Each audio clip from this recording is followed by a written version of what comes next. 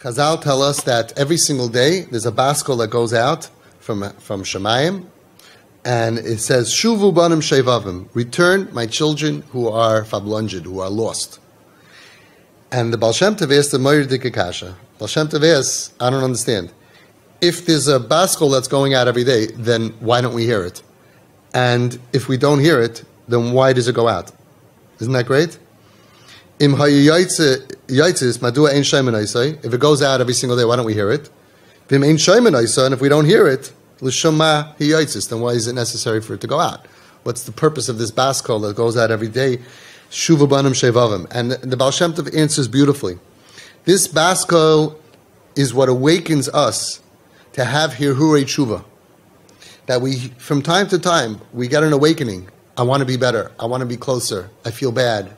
We think about our spiritual matziv, our spiritual situation, which if you think about it, what else is there to really think about during life? Everybody knows that at the end of life, all the other problems and all the other physical and other needs are gone. So a lot of people go through life without thinking about the only thing that's really important, which is why we were put down here, which is our spiritual matziv, our spiritual situation. So sometimes a person goes ahead and he gets this awakening. That's because internally we have a spiritual antenna, and it's hearing that baskel that comes out every day. Shuvu banim shevavim. Come back. Hello, Chaim, Moshe, Yanki, Chani, Rivki. Come back.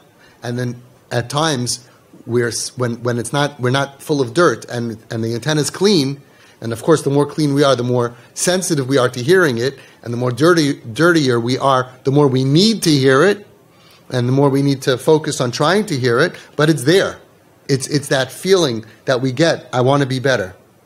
And it arrives and arises in our essence. That comes from the baskel. We have to grab and hold on to this awakening.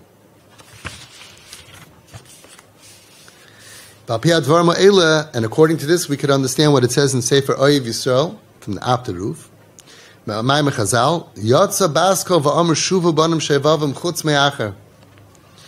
There was a baskel, Chazal tell us, that says, Shuva banim shevavim, everybody can come back, whoever's lost and confused, come back, except for one person, Meir's Rebbe, who was known as Acher, we call him Acher.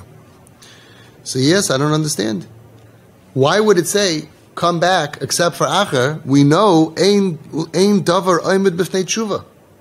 There's nothing that can come back before tshuva. Nothing stops tshuva. So what does it mean everybody can come back? Millions of Jews can come back except one guy? What do you mean except? Nothing stops tshuva. And we know that the Ratzon Hashem is labal yidach mimenu nidach. We know that it's Ratzon Hashem that no Jew should be left behind. That the one who is cast away, pushed away, should not be cast away. He should come back. So he explains, I'll tell you what it means. The hisayrus that we have comes from a baskel, that Hashem gives us a little push, isarusa de leila. We need a little help. So Hashem sends out these messages, come back, come back, come back, Avi. And that is what helps us get awakened, and that opens up before us the Shari Tshuva. That's what it says, chutz me'acher.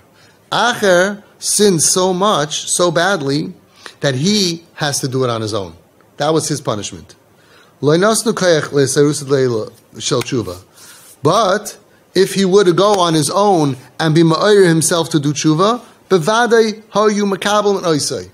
even this one Jew that is the worst Jew in the world, that Hashem says, even though I call out to every Jew, come back, and that awakens him, I'm not giving him that spiritual awakening, even him. If he on his own said, but I want to come back, of course he's welcome back. Ki tshuva eina mugbelas. Repenting, tshuva, returning is not mugbal, is not in a boundary. Why does he bring this down? Because some people think, I am so bad, Hashem doesn't want me. There's no such thing. And he brought one case of one Jew that was denied the isarusa de la'ela, the help from Hashem, which was a very rare case. Everybody else is always getting that awakening from Hashem as well. And even in that case of such a horrible person that Hashem says, I'm not giving him that spiritual awakening, but if he would come back on his own, and he knocks on the door, Tati, let me home. Of course, When a child knocks on the door, Tati, I want to come home, every father lets him home. Of course. And that's very important for us to know. There's nothing that we can do that could stop us from repenting. And Baruch Hashem, we are all zeicha. We're not like Acher. We're all zeicha to have that Isarusa de Le'ela. And we have to tap into it. And when we have it, we have to grab onto it, grab onto that Isirus that we feel certain times during Rosh Hashanah, or during Yom Kippur, Hashem Walikim, by Kaisel, whoever we are. When we have a clear antenna, we have to just try to keep that feeling alive and realize that's the emes. That's who we are, and this is the reality. And if we don't feel it, we should live our lives on the autopilot of what we felt when we were clear, not on the autopilot of what we feel when we're confused and it's covered and we're going through a hard time.